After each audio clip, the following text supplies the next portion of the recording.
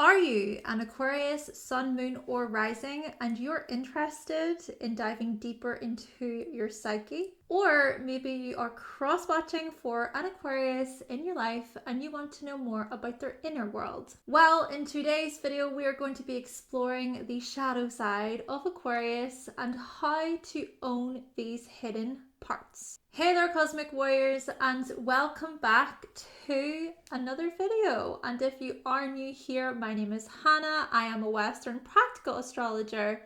Now, before we do dive into today's video, don't forget to subscribe, hit the like button, and click the bell. And if you are interested in any of my services, if you're interested in booking a reading with me, then you can visit my website, hannahselsewhere.com. There you can also find my practical astrology ebooks, guide, and merch. All the links will be in the description box down below.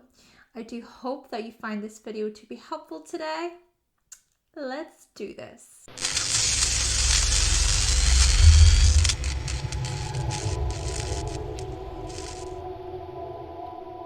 Okay, so before we do get into this, I do not claim to be a psychologist. This is me simply going off the knowledge I know about astrology. Take what I'm saying today with a grain of salt and just see what resonates. And I do also want to give a big shout out to the author of this book, The 12 Houses, Howard Sasportas. Yes, thanks to his knowledge, I have been able to create this series. I highly recommend this book. Also, I suggest watching for your rising sign first and foremost, followed by your sun sign, then your moon sign, just to see what resonates for you. And I will be using the whole sign system for the purpose of this series, and I will be diving into your 7th, 4th, 8th, and 12th houses. This is because these are unconscious houses, they are tied to our shadow. And if you have any planets in these houses, consider them. And one more thing, this information is in conjunction with Jungian psychology, so we will be exploring your shadow side. In short terms, Carl Jung explored symbolism and archetypes, and you could say that the 12 signs are archetypes. So on that note, let's explore your shadow, Aquarius, and how to own it. Aquarius, you greet life with independence, mystery, and freedom of thought. You show originality and you do not follow the crowd. You prefer to think for yourself, and so you'll question things. You'll question why certain things are the way they are, why people choose that route to work, or why they choose to order that drink. Though you could even say that you read too much into things, or that you try to make things deep, which really aren't all that deep. But you can be like these scientists who experiment and explore different theories and ideas. It's like you treat other people as your own experiments, or like you're performing your own personal scientific study on people and situations. Though I think this is about people. This is about humanity. This is about seeing where you fit into the greater whole. This is also about looking at the bigger picture and seeing how everything is pieced together. You're usually pretty aware of the grip, about the way things are within society. And at the same time, like I said, you're going to think for yourself. You're going to question authority. You're going to question the rules. You're going to challenge the rules. And so what you do is you seek to create change in some way. If you think something must be improved, you will set out and push for betterment. So you'll join a cause or a movement or a rally. You'll sign the petition. You'll get others to sign it. You'll join the protest, or you'll start learning about that subject which you think will truly help. You belong to the world, Aquarius, not to one specific area or person. But you see, you also belong to yourself. Oh yes, you can be difficult to pin down, because whilst you can connect deeply with the group, you can even connect quite well with individuals, within a particular group. You also possess this inner knowing when it comes to your individuality. You'll actually rebel against anyone who tries to tell you who you are and how you should be. Now, This isn't to say that you don't try out things. I mean, you could very well be part of a trend, or you could jump on the bandwagon, but you'll know what sits well with you and what doesn't. You can be such trendsetters as well. Your unique ideas and theories could very well change the world, change how things are done. You also possess vision, Aquarius, a vision about how better the world could be.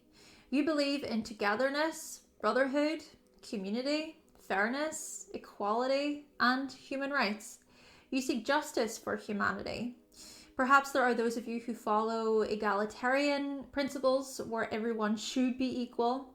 But then, of course, there are those of you who question these very things. See what I'm getting at here? Hard to pin down. You can see certain flaws in whatever outlook it is, okay? Going back to the whole egalitarian thing, you could find flaws within it.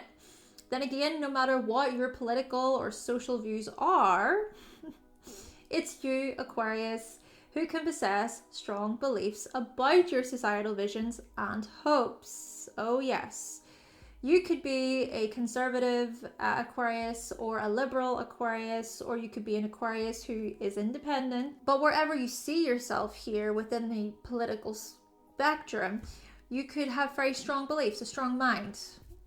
Then again, perhaps you can see the issues that arise from this very black and white way of viewing the world, and you can see positives and negatives in both the conservative and liberal views. Yes, some Aquarians can have very strong beliefs, and others choose to observe as their choice is to not choose a side necessarily. It all depends on the Aquarius. And the thing about this too is, Aquarius, you can change your mind. You know you can change your mind. And the thing about this too is the changing of your mind can be so abrupt. And I also think that there are those of you who possess a more traditional approach to life, and then there are those of you who choose to lead a life that is very, very different. And you might choose an unconventional life path, lifestyle. Keep in mind that what is traditional can change. Interesting to think that what is seen as progressive could very well become traditional in the future. But I think something all Aquarians have in common is, wait for it, freedom. The freedom to decide, the freedom to choose. And I also think that when you're aligned with your higher self, you are diplomatic, you're tactful, you're open to alternatives. You can see both sides of the coin, all sides of a situation. You can live in the grey more. And you can also explore your options and choices openly. You'll also weigh out the pros and the cons. However, this is where the stubborn, erratic, tactless, and disruptive part of your personality comes in. Because often in life, you can get caught up in very questionable situations. Situations that are very chaotic, where there is very little structure and grounding. But at the same time, there is this other side to you which can be structured and disciplined and practical. There is a steady and realistic side to you, but there is also this unpredictable and idealistic side to you. And out of the blue, this unpredictable side can come out. Also, the other way, a disciplined side to you can come out suddenly. Perhaps some of you identify more with your realistic side or your idealistic side. But when this chaotic part of you presents itself, it can be difficult to help you see the reality of a situation. You could very well experience these existential crises where it's like, oh my God, the world is falling apart. Where do I belong? What's happening in society? I mean, how did I get here? What is the meaning of life? What is the meaning of my very existence? What if I'm not even real? And trying to get through to you when you experience these moments can be somewhat impossible. I think this is because you can have a fixed mind, okay? When your mind is made up, or when you want to run with a thought, with a plan, with a big idea, it's almost cemented. It's like it's cemented into your brain. Not to mention, you can be moody. Oh yeah, you have more in common with Cancer than you think. Yeah, you can be very emotional people. Your emotions can actually surprise people, especially because you often prefer to think about your feelings and your emotions. And so you can keep a lot in. Then, out of nowhere, your emotions just come out. And you also tend to gravitate toward services and occupations where you can be in these emotional spaces, right? Where you are supporting people through their emotions, you're caring for them through their emotions.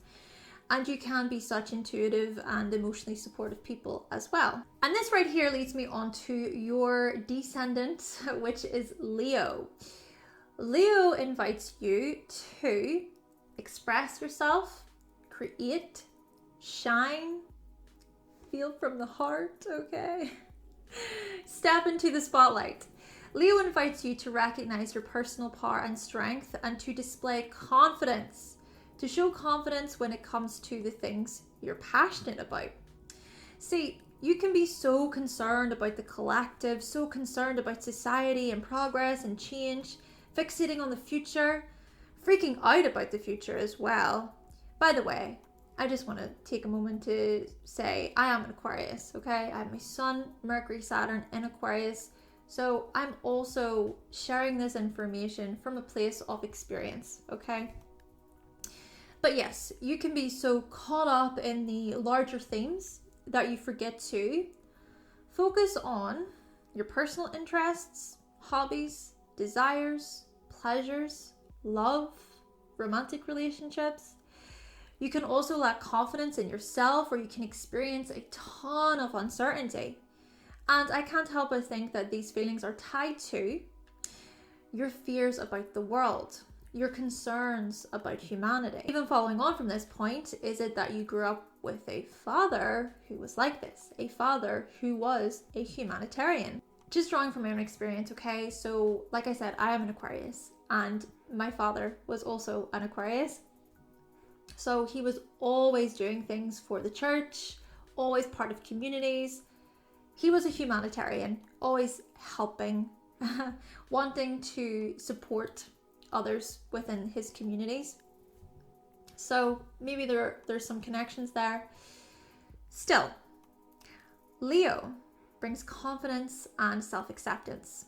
And this is interesting because you can often look out at the world and think, people are so egotistic, they're self-centered, they show off how arrogant they can be. But Leo encourages you to look in the mirror. Leo asks, what are these people reflecting about my own desires to take center stage and to be seen by others? In fact, Carl Jung himself had an Aquarius rising and a Leo sun, placing his Leo sun in the 7th house, the very house we're talking about. And it was Jung who developed the concept of having a shadow. How fascinating that he developed this very concept. This Aquarius rising who saw the bigger picture of life, but his sun in the 7th house pointing toward his shadow side, this unconscious part of his character that didn't align with his ideals. Is it that Jung came to own his shadow? Did he integrate the parts of himself which were self-focused, dignified, and attention-seeking? And the thing about this as well is that he was an innovator. He was an inventor. I mean, think about shadow work, the shadow side. That stems from Carl Jung. And what we notice when it comes to you, Aquarius, is your ability to come up with new inventions, which, like I said, they can change humanity, change the future. Could even be that, like Carl Jung, I mean, he's been dead for a very long time, and you see the popularity here to do with shadow work. So you could be long gone, and then all of a sudden, the inventions that you started to build upon and create throughout your life then they take off. Indeed, when it comes to you, Aquarius, the things that you invent, the things that you create can grow in popularity.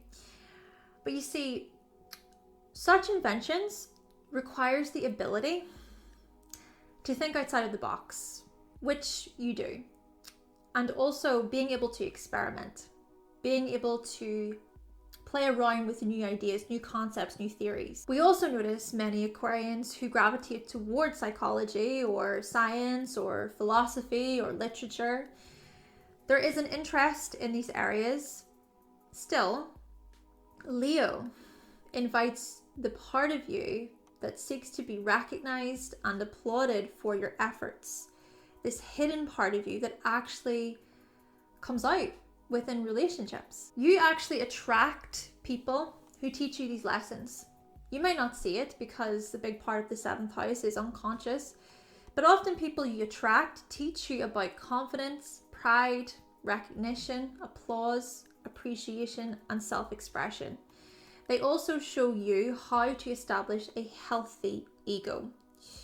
You can be so busy just trying to analyze who you are without actually being who you are. You might even enter relationships in this way where you shine the spotlight on your partners and your loved ones. You cheer them on. You pour your heart into the experience. Now, of course, I'm not saying that you need to forget the parts of you that are experimental and theoretical and surprising and inventive. But what if you could also own the parts of you that aren't so distant? See, you can give off this impression that you're so above a situation or like you're in some faraway world.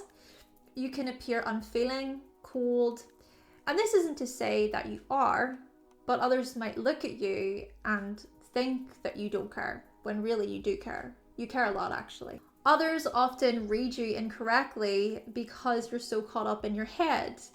And you can be overly observant where you observe a situation rather than being involved, like being included in the situation. You can appear like this wallflower. And you can also appear introverted, and of course you can be, but you do also have this extroverted side, which is very selective, right? You're going to be very selective about showing this extroverted side to you. It's all a mystery. It's all a mystery, Aquarius. And again, I'm not saying change these things, but perhaps you can be so distant and detached that you forget to live.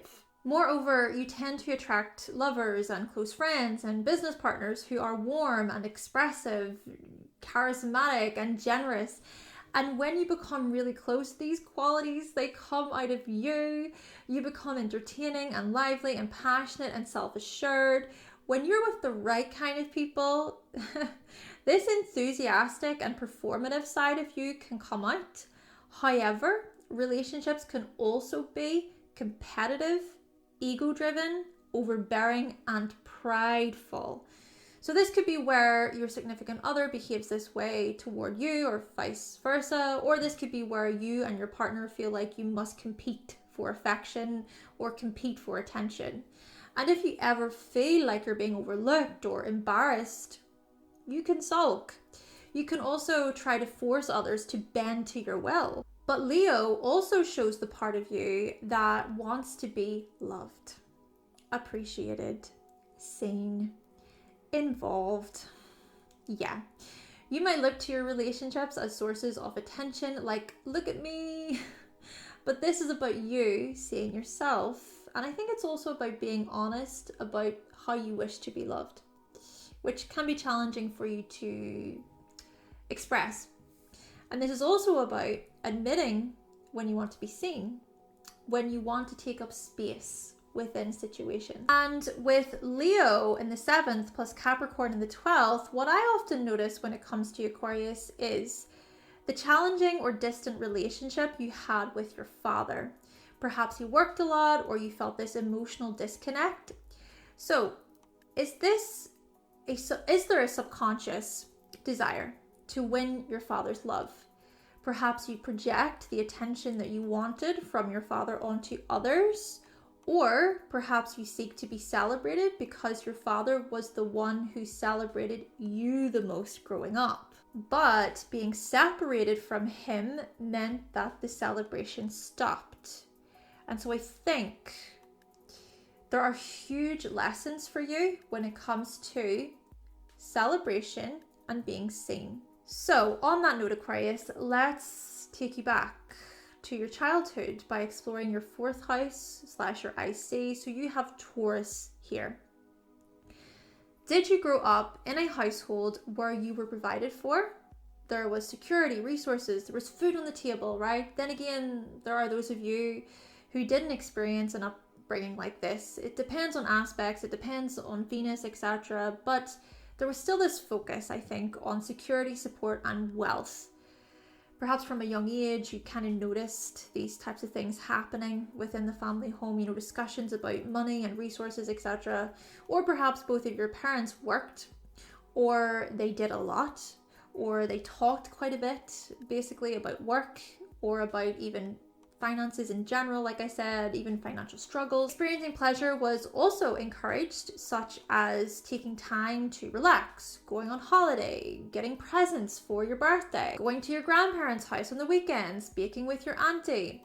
Feeling physically secure was super important. Now, again, these things that I talk about, the pleasure side of things, perhaps such things were limited. Again, depends on aspects and the placement of Venus.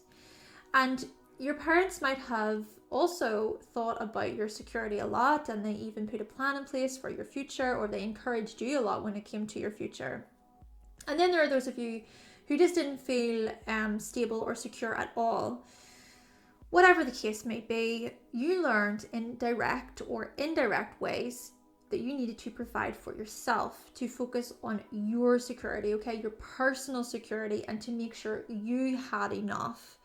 Or you learned about the importance of comfort, ease, feeling calm, and taking your time. Again, directly or indirectly. Perhaps you were encouraged to get a job as soon as you were that legal age, or you knew the type of clothes or items that you really wanted to save for, or it's that your mother was particularly resourceful. Then again, perhaps she was materialistic or possessive. Or it could even be that you inherited musical or artistic gifts from your mother. Then there are those of you who didn't experience any calm at home. You didn't feel comfortable and your parents were not patient with you. But you came to learn how to create greater calm and ease in your life. And if you are an Aquarius and you're not at that point, I think this is what you're striving for. Still, it can be really difficult to build security and to have a good foundation when you were not supported growing up. And also keep in mind that Taurus and Venus are strongly tied to value. And if you also think about how our resources and our physical security are tied to even our inner security, if it was that things were not calm, if it was that things were unstable for you financially, physically, that can even result in these fears to do with your own inner security. Now, I am not saying that all of you grew up in these neglectful homes. Now, it could be that you experienced plenty of good times as well, harmonious times. Perhaps there were certain traditions which you really enjoyed and you still carry forward. But for those of you who didn't feel secure and settled within your family home, I think it's especially important for you to establish healthy security when you're older. Finding somewhere to call your own, or living somewhere where you feel, like I said, calm. Having a routine can really help. Feeling solid, feeling grounded, and at the same time identifying when you're stuck in a rut or when you're holding on to a situation which isn't the healthiest. But whatever way things played out for you, Taurus here highlights the importance of inner security, value, self-worth. And by you feeling secure from within, I think this can help when it comes to your relationships. But just as much, I think that having some sense of security outwardly can also assist and support when it comes to, like I was mentioning earlier, your inner security. All right, so now we have explored your family life and how you approach your relationships. Let's explore your 8th house. So you have Virgo in this house. So this is where we are noticing just how analytical, helpful, critical, and correcting you can be. Oh yes, this is where we notice just how you can go to extremes when it comes to your intellect. When it comes to your mind, you can read so much into things, even when an issue isn't there, okay? When it's not even present, you might create one. It's as if you search for imperfections and mistakes so that you can't fixate on them. And this is especially, this can especially be applied to yourself, okay? So thinking about your skills, your capabilities, your body, your work, your services. So you pick yourself apart. You will pick yourself apart. You'll dig deep, too deep. And then when you find an error, all the alarm bells just start to go off. And then the looping starts, okay? And the thoughts which are impossible to shake, this could be excessive, like extreme worry and stress, okay? And no matter how many people try to reassure you, you do not believe them. You need the thoughts to naturally sort of shift, or perhaps you need time on your own to work through them. But you can also push people away. You don't open up about how you're feeling, so overconsumed by your thoughts, by your inner critic. Perhaps for you it's difficult, or it's that you have been betrayed, you've been hurt in the past, it's hard for you to trust, it's hard for you to open up and to share. Others have not listened to you in the past. People have betrayed your trust. Maybe when you did open up, it was met with you're this, you're that, or it's that others try to solve your problems instead of actually listening, just trying to listen to what you're sharing emotionally. And maybe you can't stand the whole problem solving stuff people do because it makes you feel like you are a problem. On the other hand, this is also where we see how your mind can be so incredibly specific. When it comes to psychology, when it comes to occult-like subjects, you can be practical. You'll break things down so well. Still, you often keep your thoughts to yourself, especially your darker thoughts. Others seem to open up to you about their problems and their issues because they feel like they can trust you. And you aren't the types of people to go around sharing other people's secrets. Well, unless you've been betrayed or hurt. However, if there is something you really want to share, like an opinion, a correction, an error, you'll communicate it. You will be honest, you will be truthful, and when you do tell the truth, you're often punished for it. You experience backlash even though people want you to be honest with them. Yeah, you can't help but be truthful about what you see, about what you observe. So if people ask you to be honest and they are mad at you for it, you think that that is their issue. It's not your issue. This whole process that I'm talking about, by the way, has perhaps even led you to become someone who is so much more selective about what you share. You know, maybe it's that in the past you realized, oh, okay, I can't actually share this truthful opinion about this experience or about this situation. So I'm going to really consider, right, is it worth it? Is it worth sharing my opinion right now? Or it's that growing up, you had many run-ins with your siblings for truth telling. They didn't like it when you exposed them or when you called them out. But essentially here, Aquarius, you transform when it comes to your honesty, when it comes to criticisms. Keep in mind that you can be harsh with your words as well. Okay, so there is that. You can also be really harsh and super critical at times, and you can take things too far, okay? The extremes, you can be too far when it comes to your words, when it comes to your judgments. You also transform though when it comes to your services, your health, your hygiene, your problem solving skills. Maybe you grow to become more conscious of your health and your well-being, i.e. your stress levels and your nervous system. You might also make for excellent researchers or psychologists. You can also be brilliant at sharing information about mystery, sex, astrology, DEATH. And in terms of handling other people's money, you're going to create a system. Perhaps editing or scheduling are tied to other people's money. Still, Virgo here welcomes the part of you that can focus on the details, the part of you that can tidy things up and actually create order out of chaos. All right, so moving on to your 12th house, you have the sign of Capricorn here. And right off the bat, this suggests that some spiritual lessons you're coming to learn are tied to your dedication, your hard work, your commitments, and your responsibilities. And it's also here that we see just how fearful, pessimistic, and cautious you can be. How much you can look at the glass as half full and how critical you can be of yourself.